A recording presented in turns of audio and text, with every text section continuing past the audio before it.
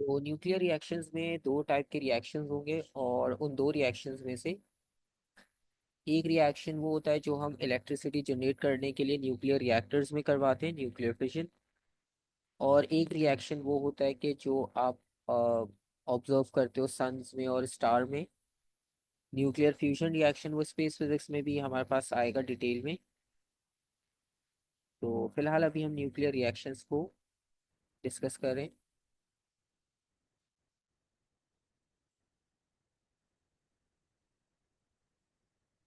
Nuclear,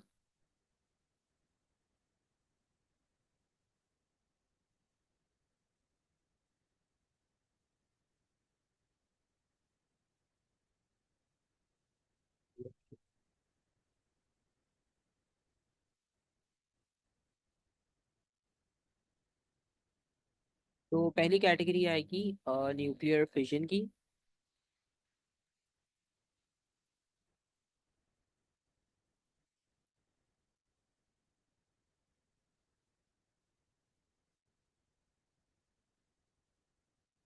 अच्छा, nuclear fission की अगर बात करें तो न्यूक्लियर फिशन रिएक्शन में आप स्प्लिट करोगे एक हैवी न्यूक्लियस को, और वो स्मॉल न्यूक्लियाई में ब्रेक डाउन हो जाएगा। और ये करने का रीज़न ये होता है कि इसमें अनस्टेबल फॉर्म को स्टेबल फॉर्म में कन्वर्ट करने के लिए आप ब्रेक डाउन करते हो। ठीक है, और ब्रेक डाउन करने के बाद जो है वो आपको स्टेबल न्यूक्लियर मिलता है। ठीक है, तो यहाँ पर इसकी डेफिनेशन हो जाएगी।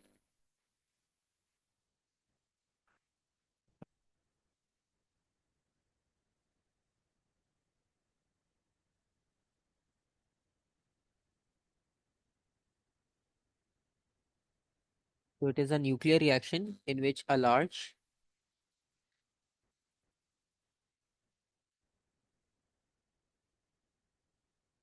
unstable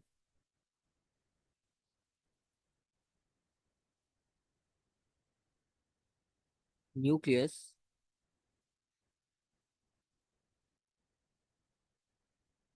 breaks into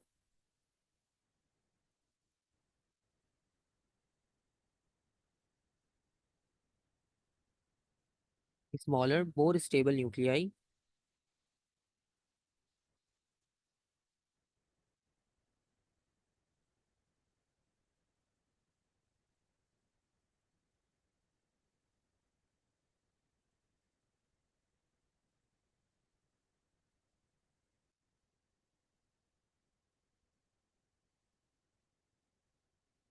releasing energy।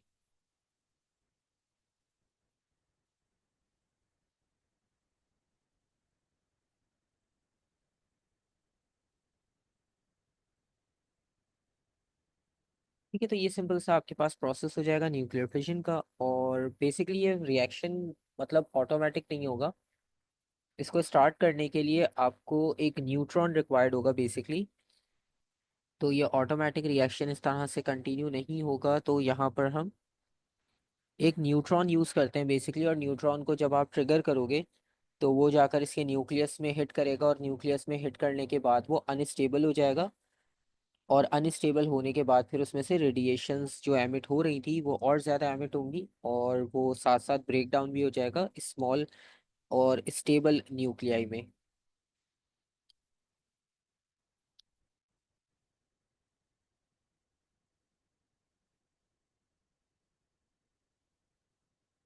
तो this reaction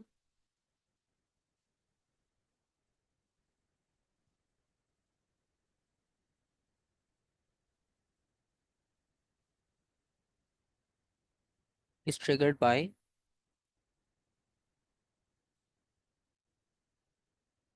inserting a neutron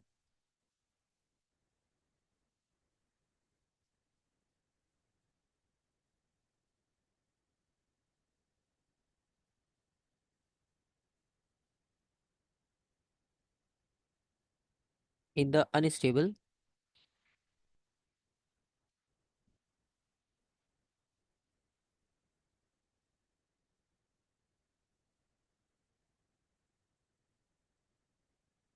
nucleus। तो ये सिंपल सा आपके पास फिजन रिएक्शन की एक्सप्लेनेशन हो जाएगी। और नॉर्मली जो एटम बॉम्ब में प्रोसेस होता है वो भी इसी तरह से होता है कि उसे भी स्टार्ट करने के लिए पहले न्यूट्रॉन्स, बहुत सारे बेसिकली न्यूट्रॉन्स होते हैं जिन्हें बम्बार्ड करवाया जाता है इस एटम पे, क्योंकि ज़रूरी नहीं है कि आप एक न्यूट्रॉन हिट करो और वही जाके न्यूक्लियस को स्ट्राइक करे। तो बहुत सारे होंगे तो उनमें से कोई एक जाकर तो लाजमी न्यूक्लियस को हिट करेगा, और जब वो न्यूक्लियस को हिट करेगा तो फिर फिशन रिएक्शन स्टार्ट हो जाएगा। और इसमें जो एग्जाम्पल होगी, मतलब जो इक्वेशन लिखते हैं, तो वो आपको इक्वेशन याद नहीं करनी जैसे हम बाकी क्वेश्चंस में करते रहे कि आप सिर्फ नंबर्स को बैलेंस करते हो। इसी तरह से आपने बस इक्वेशंस में नंबर को बैलेंस करना है। आपको पूरी इक्वेशन खुद से याद नहीं करनी होगी। ठीक है, जिस तरह हमने बाकी क्वेश्चंस में देखा था कि वो रेफरेंस लाजमी मेंशन करते हैं, और उस रेफरेंस के अकॉर्डिंगली आपने उन नंबर्स को कंप्लीट करना होता है।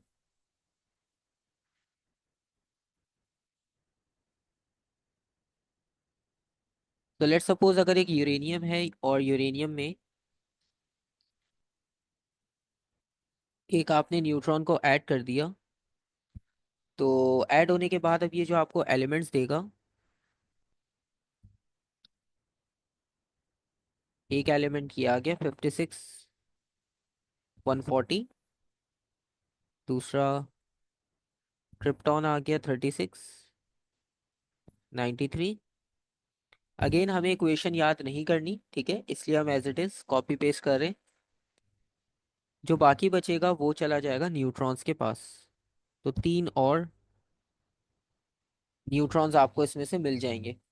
ठीक है, तो इसी तरह से आपके पास रिएक्शंस में और भी यूरेनियम के रिएक्शन होंगे, तो उसमें भी आपको अलग टाइप के एलिमेंट्स मिल जाते हैं।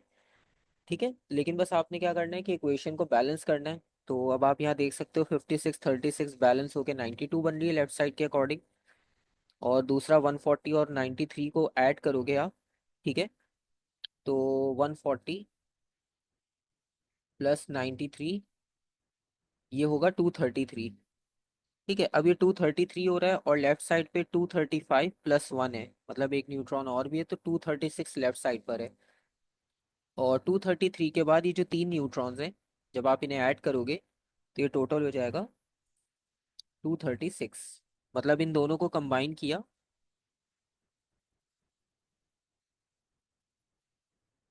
1 के साथ ऐड करने के बाद, तो ये 236 आया। और 140 के साथ 93, और ये तीन न्यूट्रॉन्स को ऐड करेंगे तो ये एडिशन इस तरह से होगा। ठीक है, तो ये नंबर्स बैलेंस हो जाएंगे।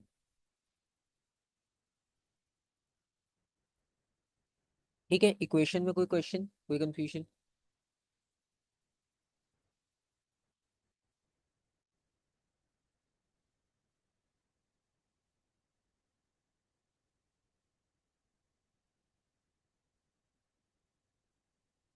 ठीक है, यहाँ तक कोई क्वेश्चन नहीं है, तो आगे डिस्कस करते हैं।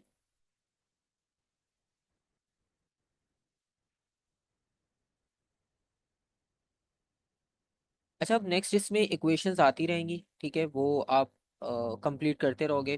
ठीक है, तो उसको हमें याद करना नहीं है, तो हम इसलिए उसको डिटेल में डिस्कस नहीं करेंगे। अच्छा, अब इसमें एक क्वेश्चन ये आएगा, लेट सपोज अगर वो पूछ भी सकते हैं कि यहाँ पर आपने न्यूट्रॉन को क्यों ऐड किया, प्रोटॉन और इलेक्ट्रॉन को क्यों नहीं किया, वो भी तो पार्टिकल्स एलिमेंट्स हैं, उन्हें भी तो यूज़ कर सकते थे, तो हमने सिर्फ न्यूट्रॉन को क्यों चूज़ किया। ठीक है, तो इसके दोनों रीजंस हम लिख देते हैं कि प्रोटॉन में क्या प्रॉब्लम थी, इलेक्ट्रॉन में क्या प्रॉब्लम थी कि हमने उसे यूज़ नहीं किया।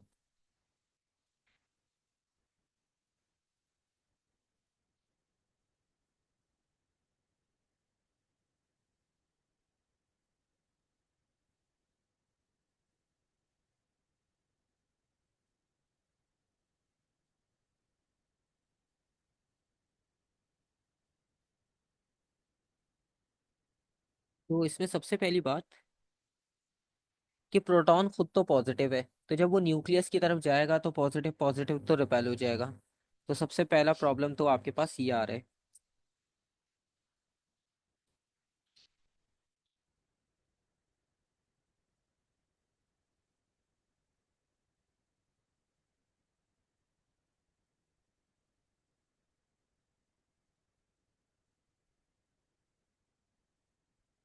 तो proton is positively charged,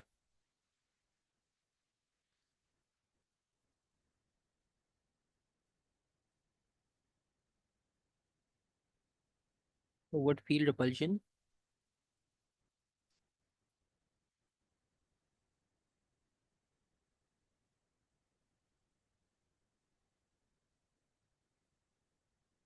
and more energy will be needed.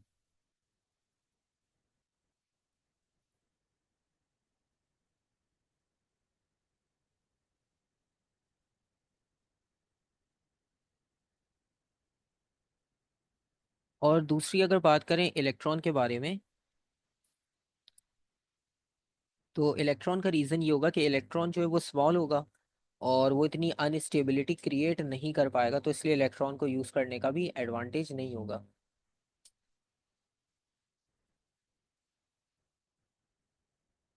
Electron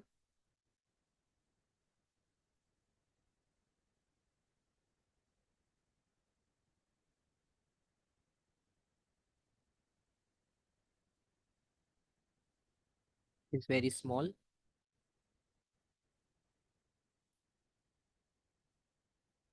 to create enough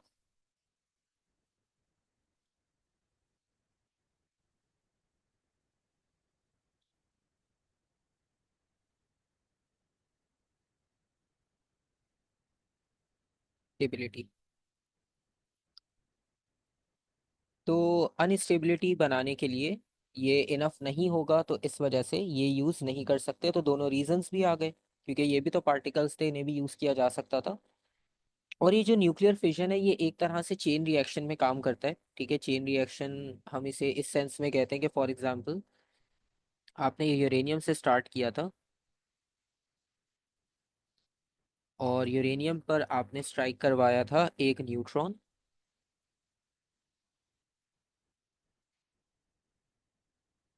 अब न्यूट्रॉन ने यहाँ पर आकर हिट किया, और इसके साथ आपको कुछ और न्यूट्रॉन्स मिल जाएंगे, और न्यूट्रॉन्स के साथ जो है वो दूसरे एलिमेंट्स जो बने थे,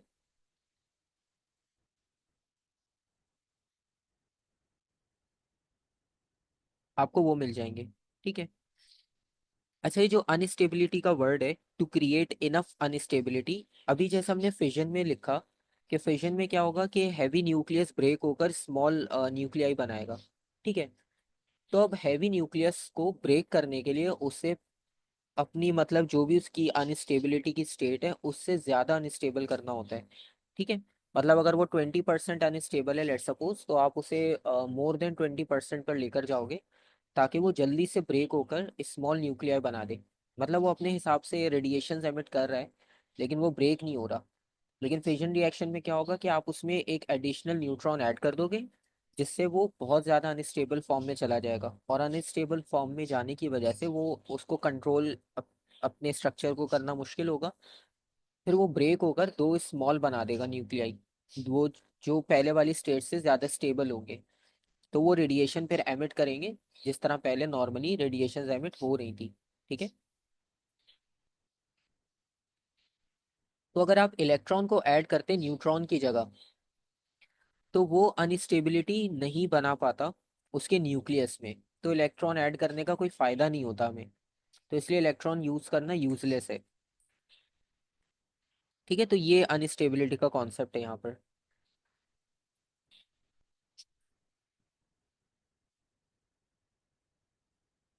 ठीक है। और यहाँ पर ये जो न्यूट्रॉन्स थे वाइट, जो हैं वो सब न्यूट्रॉन्स हैं बेसिकली।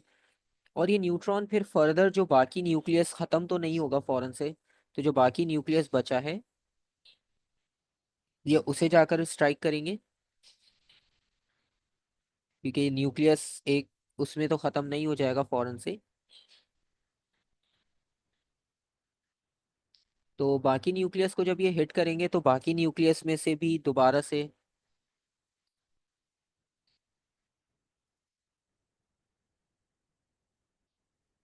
न्यूट्रॉन्स एमिट हो जाएंगे। ठीक है, और न्यूट्रॉन्स एमिट होने के साथ साथ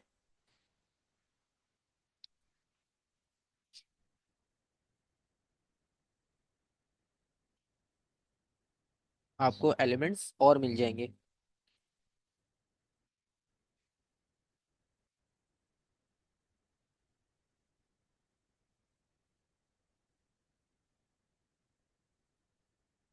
तो इस तरह से ये आपके पास चेन रिएक्शन है।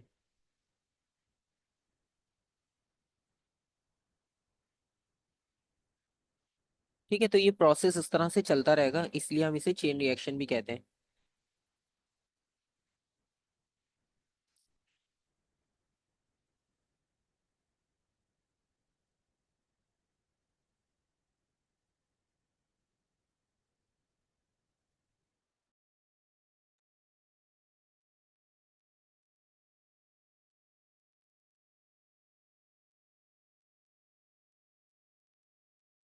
अब इस रिएक्शन के बाद जो दूसरा रिएक्शन है वो फ्यूजन है, वो इसका ऑपोजिट है।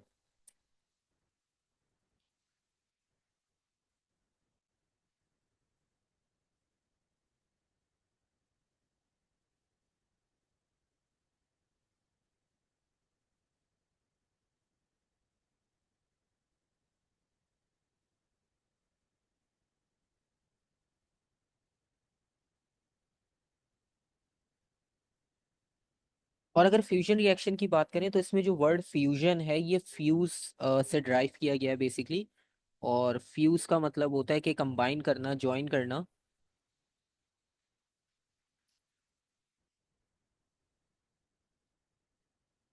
तो ये वो आपके पास रिएक्शन होगा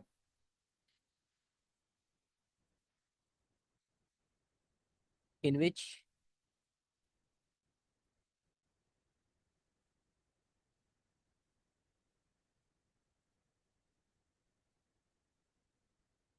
to small nuclei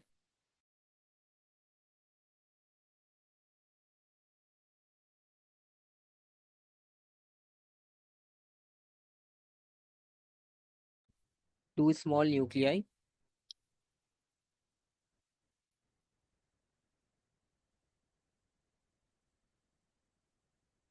combine to form a large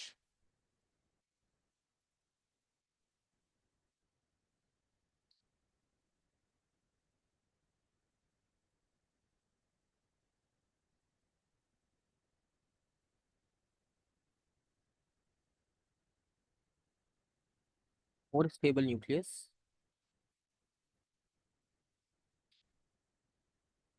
releasing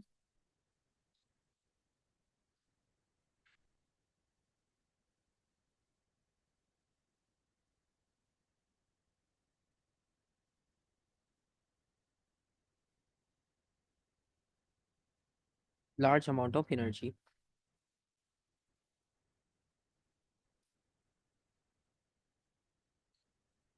तो बेसिकली फ्यूजन में आपको ज्यादा एनर्जी मिलती है। जैसे आप सन की एग्जांपल ले लो, सिंपल सी, क्योंकि उसे भी हम स्टार कंसिडर करते हैं।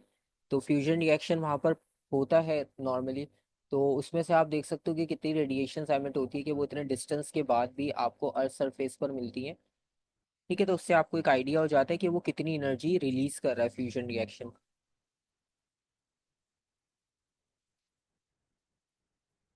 और वैसे भी ये स्पेस फिजिक्स के चैप्टर में हम इसे डिटेल में डिस्कस कर लेंगे, ये वहां पर आएगा।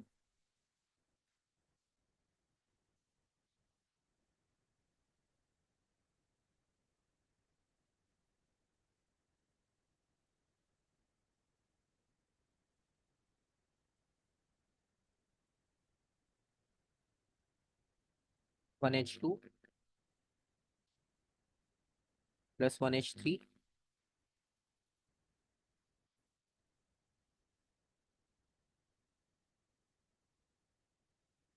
ठीक है, तो इसमें आप देखो हाइड्रोजन के स्मॉल आइसोटोप्स को कंबाइन किया और उन्होंने मिलकर हीलियम बना दिया।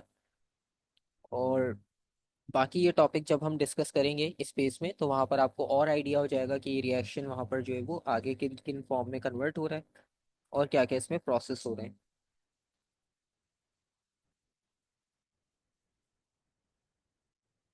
तो ये आपके पास दो रिएक्शंस आ गए, ठीक है। अच्छा, रिएक्शंस के बाद इसमें एक न्यूक्लियर फिशन रिएक्टर होता है। ठीक है, जो हमने फिशन रिएक्शन डिस्कस किया उसी का एक रिएक्टर भी होता है। तो बेसिकली उस रिएक्टर में क्या होता है कि जो प्रोसेस होगा वो प्रोसेस इसी तरह से होता है कि जो थर्मल एनर्जी जनरेट करनी होती है। अब बेसिकली अभी हमने फिशन रिएक्शन जो डिस्कस किया, तो उसमें भी लिखा हुआ था रिलीज अमाउंट ऑफ एनर्जी। और आप इसको सिंपल अपने माइंड में इमेजिनेशन के लिए, जैसे न्यूक्लियर बॉम्ब आप ने ऑब्जर्व किया होगा उसकी डॉक्यूमेंट्रीज में, तो बिल्कुल वैसा ही प्रोसेस फिजन का होता है। ठीक है, तो वो सेम प्रोसेस फिजन में यूज़ किया जाता है। ठीक है, बस इसमें ये होता है कि हम इसे जितनी प्रोडक्शन करनी हो उसके अकॉर्डिंगली उस स्केल पे यूज़ करते हैं। लेकिन एटम बॉम्ब में तो आपको पता है कि उसका पर्पस ही कुछ और होता है। तो उसमें तो उसके हिसाब से ज़्यादा यूटिलाइज किया जाता है उसे, ताकि आप मैक्सिमम उसमें से आउटपुट ले सको। लेकिन न्यूक्लियर रिएक्टर में उतना ही यूज़ किया जाता है कि जितना आपको जनरेट करनी हो इलेक्ट्रिसिटी आउटपुट में। उसमें कुछ चीज़ें होती हैं, क्योंकि अभी जैसे हमने यहाँ पर एक चीज़ और बात की कि ये चेन रिएक्शन है। तो चेन रिएक्शन की वजह से ये प्रॉपरली एक्सटेंड हो रहा है, मतलब पहले एक था, फिर ये दो और ब्रांचेस में चला गया, फिर हर एक ब्रांच से दो और आपको ब्रांच मिलना शुरू होगी। तो इससे आप आइडेंटिफाई कर सकते हो कि ये रिएक्शन बहुत एक्सपेंड होगा। तो अब इसमें क्वेश्चन ये है कि ये एक्सपेंड तो हो जाएगा, आपने इसको स्टार्ट कर दिया, तो अब इसको कंट्रोल कैसे करेंगे? क्योंकि इस तरह तो ये बहुत लिमिट से भी एक्सीड हो जाएगा एक टाइम पर आकर। तो फिर इस चीज़ को हम कैसे सॉर्ट आउट करेंगे? तो बेसिकली यही चीज़ आपने बस फिजन रिएक्टर में डिस्कस करनी है कि उसमें आप क्या ऐसा यूज़ करते हो कि जो आपको हेल्प आउट करता है। बहुत ज़्यादा डिटेल नहीं है, बहुत बेसिक सा है।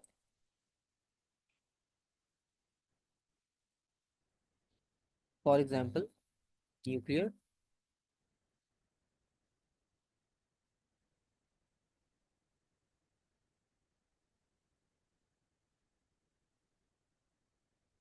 फिशन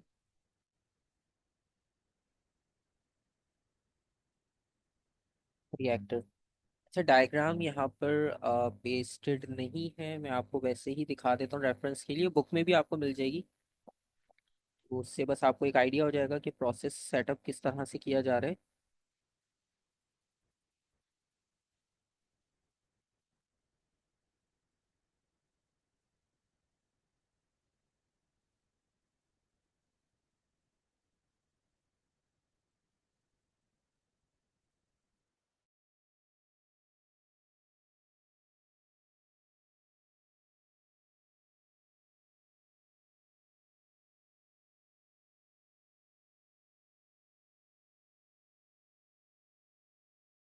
अच्छा, अब इसमें अगर आप देखो तो ये एक आपके पास स्केच है बेसिकली, जो आपको बुक में भी मिल जाता है और नोट्स वगैरह में भी। ये सिंपल सी डायग्राम है ताकि आपको इसमें एक आइडिया समझ आ जाए। अब नॉर्मली इसमें मेन फोकस वही है कि आपने एनर्जी से जो थर्मल एनर्जी है उससे वाटर को स्टीम में कन्वर्ट करना है, फिर टरबाइन को रोटेट करना है और इलेक्ट्रिसिटी जनरेट हो जाएगी। तो सिंपल सा ये प्रोसीजर है। तो आप यहाँ पर देखो कि सबसे पहले लेफ्ट साइड पर ये आपके पास मेन चेम्बर है जिसमें सारा यूरेनियम आपने फिल किया हुआ है। ठीक है, मतलब ये यूरेनियम फ्यूल एलिमेंट है यहाँ पर। और उसके साथ एक सॉल्यूशन यूज किया जा रहा है। अब वो मोल्टेन सोडियम भी हो सकता है या सिंपल लिक्विड वाटर भी हो सकता है। तो इसके बारे में कुछ ऐसा वो नहीं पूछते कि बहुत डिटेल आपसे डिस्क्रिप्शन पूछेंगे ये क्यों आपने यूज़ किया, इसका पर्पस बताना है। ठीक है, सिंपल वाटर भी यूज़ किया जा सकता है। ठीक है, वो हम डिस्कस कर लेंगे कि इससे आपको क्या एडवांटेज मिल रहा है। अच्छा, ये जो सॉल्यूशन यूज़ करें इसे हम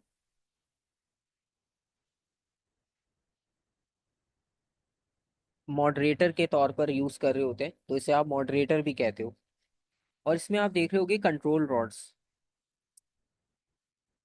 अब ये जो कंट्रोल रॉड्स हैं, तो ये ग्रे कलर की जो दो रॉड्स हैं ये कंट्रोल रॉड्स हैं। अच्छा, बेसिकली इनका काम क्या होगा कि अभी ये मतलब थोड़ा सा हाफ पोजीशन ऊपर है और हाफ रॉड जो है वो यूरेनियम फ्यूल एलिमेंट्स की रॉड के मिड में है। तो इन्हें बेसिकली आप मूव कर सकते हो अप एंड डाउन। तो जब आप इन्हें अप मूव कर लेते हो, जब आप इन रॉड्स को ऊपर की तरफ ले जाओगे तो बीच में क्या होगा, सिर्फ यूरेनियम फ्यूल रॉड्स रह जाएंगी। और जब सिर्फ यूरेनियम फ्यूल रॉड्स रह जाएंगी सेंटर में, तो इसका मतलब है न्यूट्रॉन्स बहुत आसानी से जाकर उन्हें हिट कर सकते हैं। ठीक है, तो जब वो न्यूट्रॉन्स बहुत आसानी से उन रॉड को हिट कर पाएंगे तो आपके पास फिजन रिएक्शन फास्ट हो जाएगा। ठीक है, और फॉर एग्जांपल अगर आप इन कंट्रोल रॉड्स को इसके बीच में ऐड कर दो। तो जब आप इन्हें बीच में ऐड कर दोगे कंट्रोल रॉड्स को, तो इसकी वजह से क्या होगा कि न्यूट्रॉन्स जो रॉड की तरफ जा रहे थे यूरेनियम की, वो ब्लॉक हो जाएंगी। ठीक है। इससे ये होगा कि वो जो कंट्रोल रॉड्स हैं उनका काम ये है कि वो न्यूट्रॉन को एब्जॉर्ब कर ले। ठीक है। जब वो न्यूट्रॉन को अपनी तरफ अट्रैक्ट कर लेंगे, एब्जॉर्ब कर लेंगे, तो वो न्यूट्रॉन्स यूरेनियम की रॉड को जाकर हिट नहीं कर पाएंगे और फिजन रिएक्शन स्टार्ट नहीं हो पाएगा। ठीक है।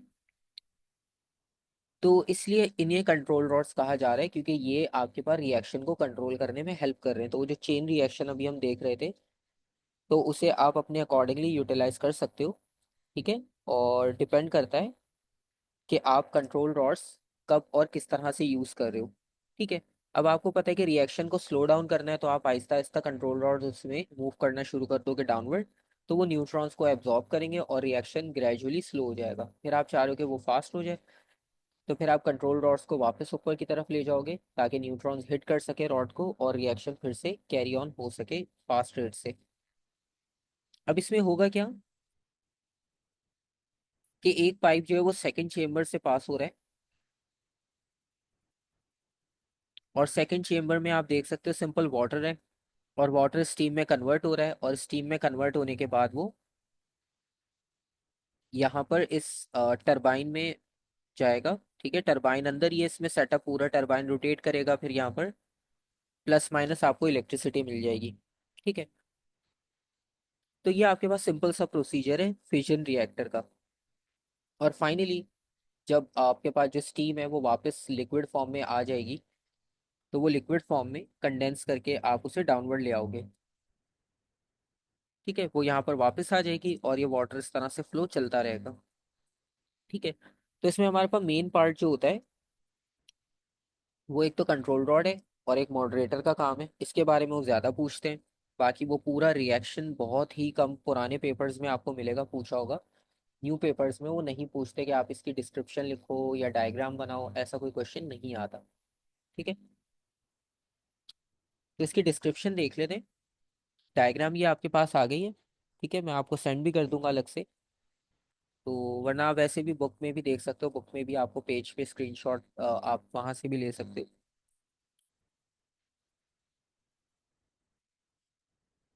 तो अब इसके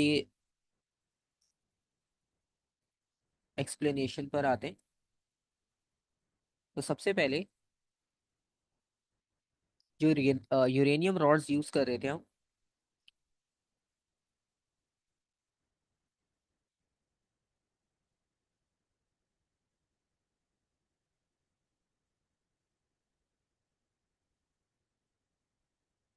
are struck by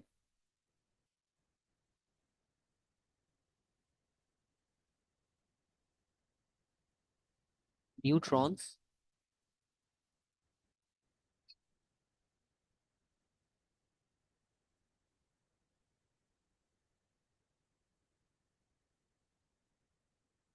two initiate fission reaction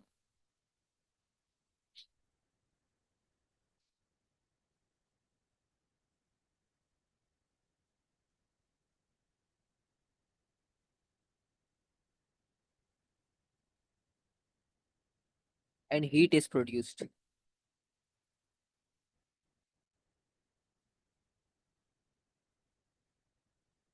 ठीक है। तो ये सबसे पहले आपके पास बेसिक सा प्रोसेस हो गया, न्यूट्रॉन हिट करेंगे जैसा हमने फिजन में पढ़ा था, यहाँ पर भी सेम वही चीज लिखी है। नंबर टू, अब ये जो हीट है,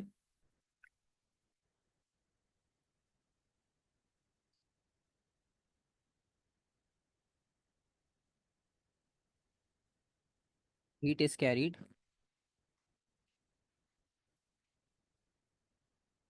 to water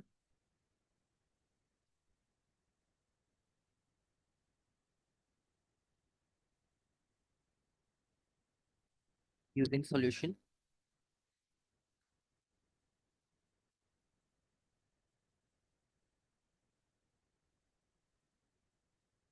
where water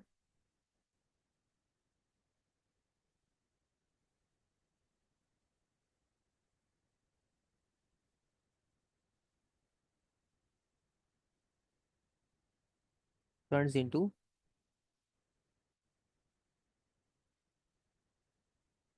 steam. ठीक है, तो जैसे यहाँ पर ये सॉल्यूशन मेंशन था। ठीक है, तो ये सॉल्यूशन आप यूज़ कर सकते हो या इसकी जगह पर सिंपल आप वाटर यूज़ कर सकते हो। ठीक है, तो यहाँ पर इसलिए सिर्फ सॉल्यूशन का नाम लिखा है, तो स्पेसिफिक इसके बारे में नहीं पूछते। नंबर 3। अब इसके बाद जो स्टीम होगी,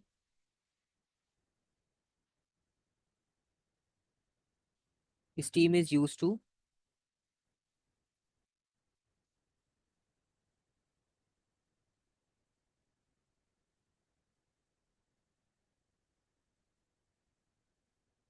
ड्राइव द टरबाइन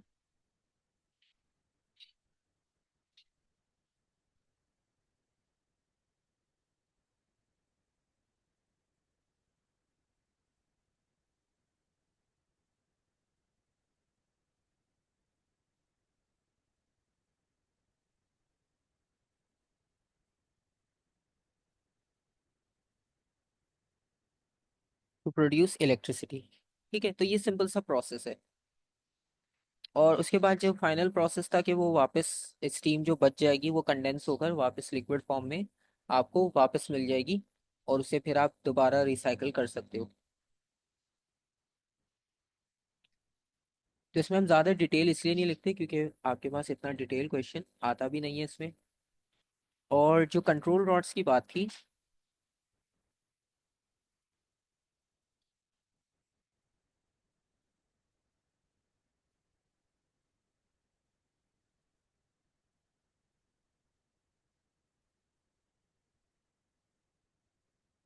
तो अगर हम कंट्रोल रॉड्स की बात करें तो कंट्रोल रॉड्स हेल्प करती हैं स्पीड ऑफ रिएक्शन को कंट्रोल करने में।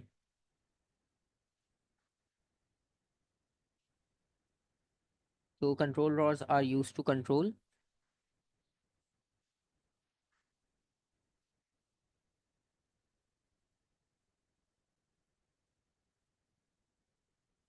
Speed of reaction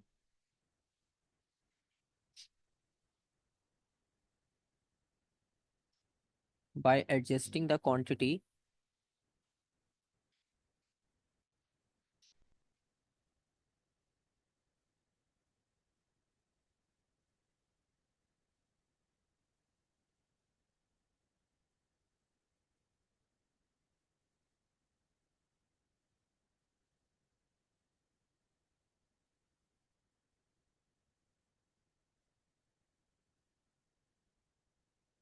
in reactor.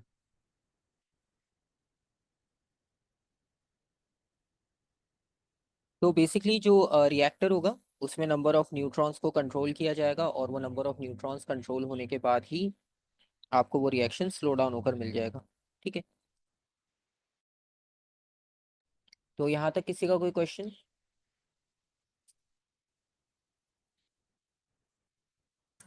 No sir.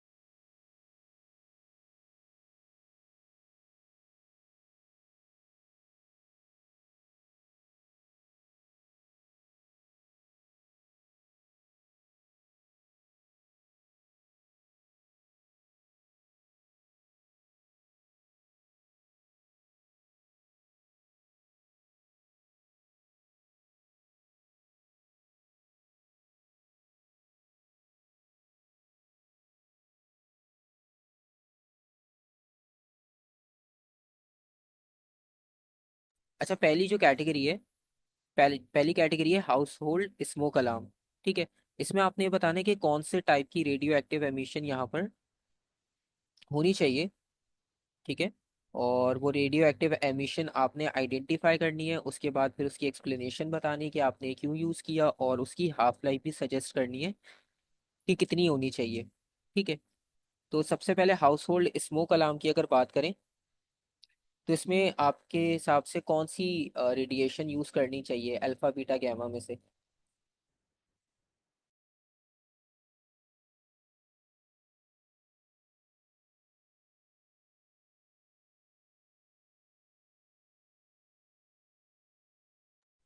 अच्छा, एक आपने सजेशन बताया अल्फा, ठीक है।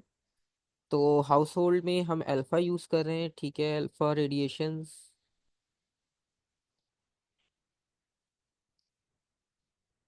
और इसकी एक्सप्लेनेशन में आप क्या लिखोगे? एक तो इसकी आयनाइजेशन पावर हाईएस्ट होती है, ठीक है।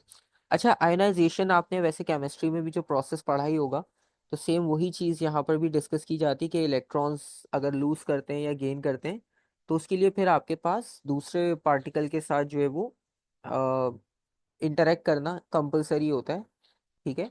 तो यहाँ पर भी अल्फा जो है वो साइज वाइज और चार्ज वाइज सबसे हैवी है, ठीक है, बीटा और गैमा में से। तो इसलिए अल्फा में, ठीक है, मैं बता देता हूँ हाफ लाइफ का भी। तो इसलिए अल्फा में आपके पास आयनाइजेशन पावर हाई होगी, तो इसलिए स्मोक अलार्म जो होगा, क्योंकि स्मोक जब होगा तो स्मोक पार्टिकल्स को डिटेक्ट करना होगा। तो जब ये उनसे कोलाइड करेगा तो तभी डिटेक्शन हो पाएगी। अगर कोई इन्हें पेनिट्रेट कर ले, अब जैसे गैमा रेडिएशन, उनकी तो पेनिट्रेशन हाई होती है, तो वो तो अल्फा को इजीली वो कर देगी।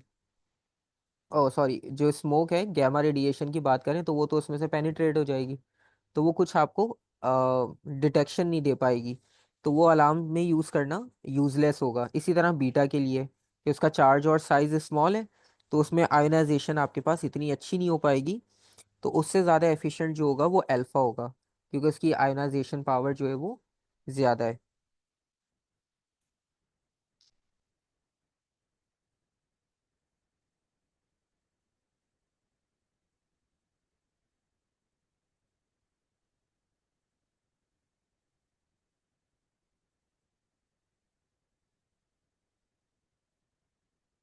तो ग्रेटेस्ट आयोनाइजेशन पावर की वजह से हम इसे यूज़ कर रहे हैं।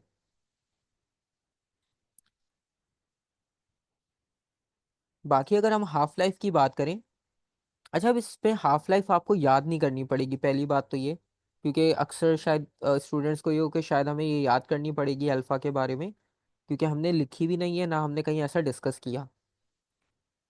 अब आपने इसको जर्नली डिटेक्ट करना होगा। जैसे अगर आप हाउस होल्ड स्मोक अलार्म की बात कर रहे हो, तो इससे आपको ये पता चल रहा है कि हाउस होल्ड है, तो जैसे लैब और ऑफिस वगैरह में यूज़ करते हैं कि अगर स्मोक हो तो डिटेक्ट होकर अलार्म बज सके, ठीक है।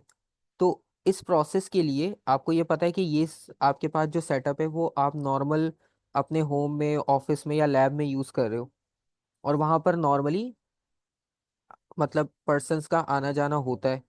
तो आपने ऐसी हाफ लाइफ सेलेक्ट करनी है कि जो हार्मफुल ना हो, ठीक है। मतलब अगर आप शॉर्ट हाफ लाइफ सेलेक्ट करते हो, तो शॉर्ट हाफ लाइफ सेलेक्ट करने का मतलब ये है कि रेडिएशन जल्दी जल्दी एमिट होंगी, मतलब ज़्यादा रेडिएशन एमिट होंगी, ठीक है, कम टाइम में। तो उस वक्त हाफ लाइफ होती है शॉर्ट। मतलब जैसे अगर किसी की हाफ लाइफ है 5 मिनट्स, तो इसका मतलब वो हर 5 मिनट्स में हाफ रेडिएशन एमिट कर देगा। तो उसकी वजह से आपकी सराउंडिंग में रेडिएशन बहुत ज़्यादा होना शुरू हो जाएंगी, ठीक है। तो इसमें आपने हाफ लाइफ ऐसी सेलेक्ट करनी है जो बहुत ही स्लो हो, मतलब बहुत देर से डिके हो, ठीक है, ताकि रेडिएशन आपके पास जो है हाफ लाइफ बड़ी होगी। हाफ लाइफ बड़ी होने का मतलब ये है कि एक्टिविटी स्लो होगी, रेडिएशन कम एमिट होंगी, और सराउंडिंग में जो रेडिएशंस ऐड हो रही होंगी इस वजह से वो भी बहुत स्लो होंगी, तो वो हार्मफुल नहीं होगी, ठीक है। तो इसमें आप 100 से लेकर 500 के बीच में कोई भी वैल्यू लिख सकते हो, ठीक है। क्योंकि थाउजेंड्स में यूज़ करने का कोई मतलब उसको मेंशन करना वो बहुत ज़्यादा हो जाएगी, क्योंकि आपको पता है कि इस तरह की जो डिवाइसेस बनती हैं तो उनमें इतनी लाइफ टाइम वारंटीज तो नहीं होती कि वो इतनी ईयर्स की आपको दें। लेकिन इसके लिए आप 100 से लेकर 500 के बीच में कोई भी वैल्यू लिख सकते हो, ठीक है, ये भी बहुत है। मतलब 100 ईयर्स के बाद जाकर उसकी वैल्यू हाफ होगी, तो 100 ईयर्स में आपको पता है कि बहुत थोड़ी थोड़ी सी रेडिएशन एमिट होंगी, तो ये हार्मफुल नहीं होगी। ठीक है।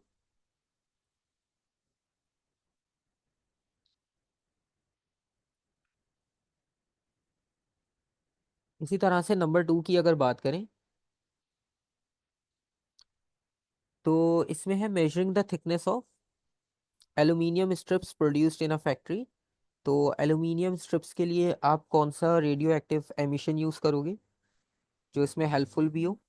बीटा यूज़ करेंगे, क्योंकि गैमा अगेन वो तो पेनिट्रेट होकर चला जाएगा, वो तो सब में एक जैसा रिजल्ट देगा क्योंकि वो तो पेनिट्रेट कर सकता है। अब बीटा में क्या होगा कि वो आपको एक लिमिटेड वैल्यू देगा। ठीक है।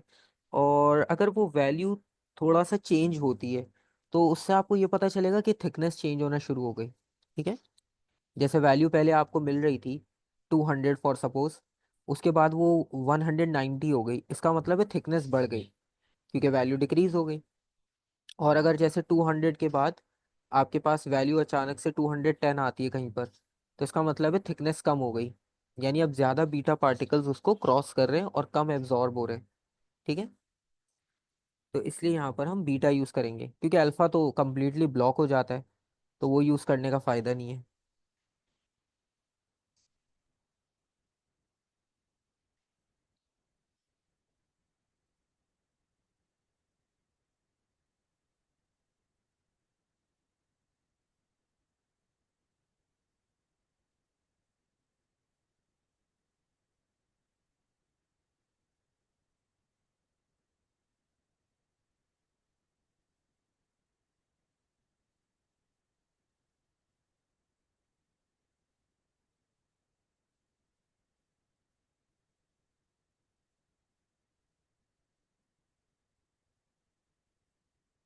और यहाँ पर भी अब फैक्ट्री में यूज़ कर रहे हैं तो फैक्ट्री में ऐसे नॉर्मल पर्सन्स तो नहीं आपको मिलेंगे, जो वर्कर्स होंगे डेली बेसिस पे वही सेम ही रहेंगे।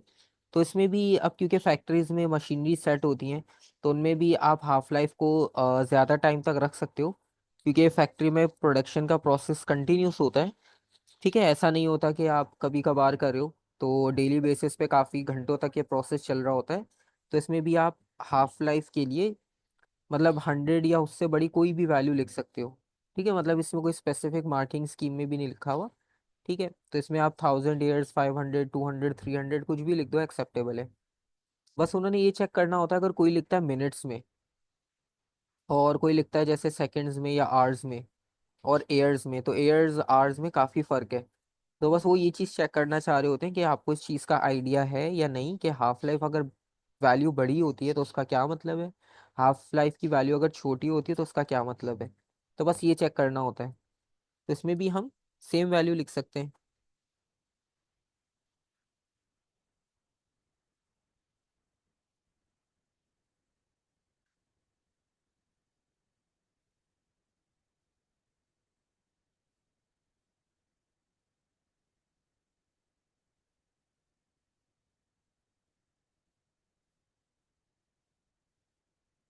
उसके बाद अगर लेड की बात करें तो इसका जो है वो हाईएस्ट न्यूक्लियॉन नंबर गिवन है जो कि स्टेबल होता है, क्योंकि इस लेड के बाद जो एलिमेंट्स होते हैं आपके पास पीरियोडिक टेबल में वो नेचुरली रेडियो एक्टिव होते हैं। तो अब ये जो नंबर है लेड का, ठीक है, ये सबसे हाईएस्ट स्टेबल आइसोटोप है बेसिकली। तो अब आपने ये बताना है कि ये जो लेड होगा, अब ये चेंज हो गया, वो था 208, ये है 214, तो ये रेडियो एक्टिव क्यों है? ठीक है। तो रीज़न बहुत सिंपल सा है, उन्होंने खुद बताया 208 स्टेबल था और ये सबसे लास्ट स्टेजेस की स्टेबिलिटी की। तो इसके बाद जितनी भी इसके आइसोटोप्स होंगे इससे बड़े, वो सब जो होंगे वो अनस्टेबल होंगे। ठीक है।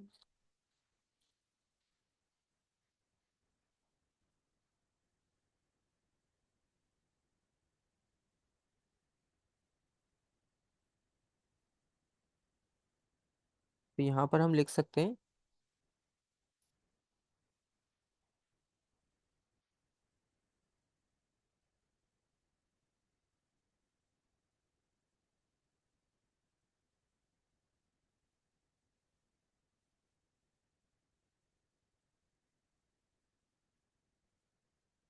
There are more number of neutrons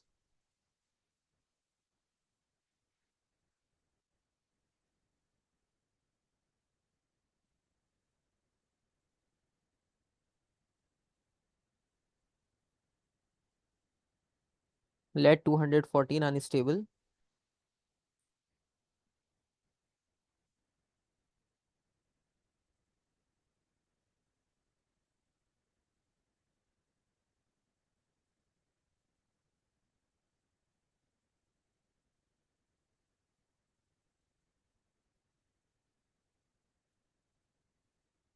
start emitting radiations. और उसी के साथ आपने दो डिफरेंट सोर्सेज बताने बैकग्राउंड रेडिएशंस के। तो इसमें आपको पता है कि काफ़ी सारे हमने मेंशन किए, तो उसमें से कोई भी आप दो लिख सकते हो।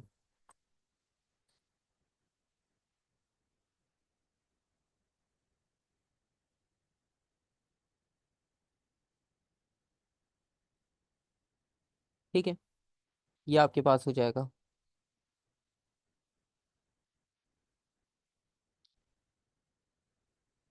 ठीक है, तो ये आपके पास अब इसके क्वेश्चंस में इतना ज़्यादा आपको मुश्किल नहीं होगी।